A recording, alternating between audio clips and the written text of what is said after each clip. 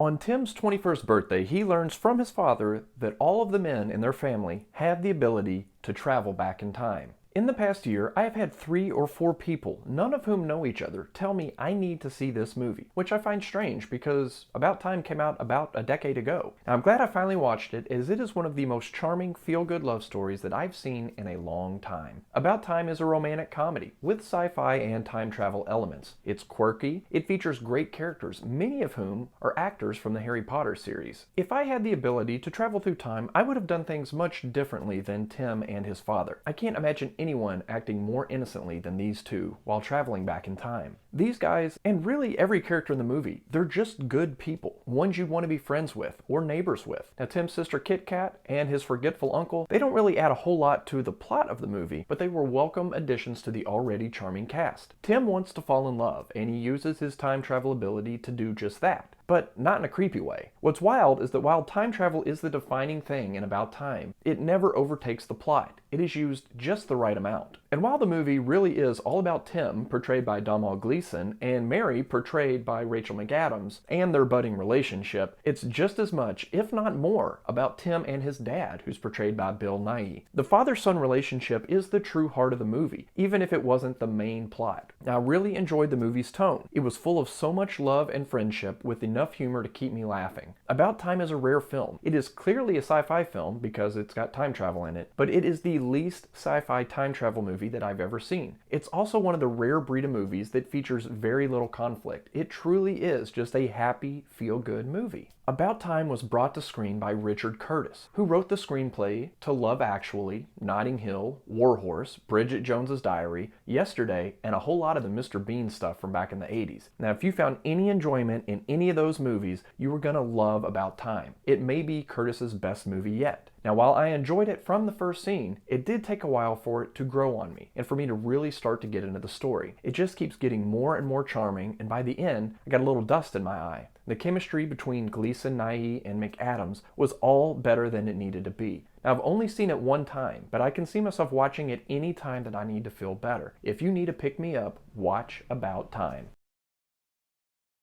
Clenching your fist with your eyes closed, falling in love, hanging out in the closet, Kate Moss art exhibits, playing ping pong with your dad, rainy outdoor weddings.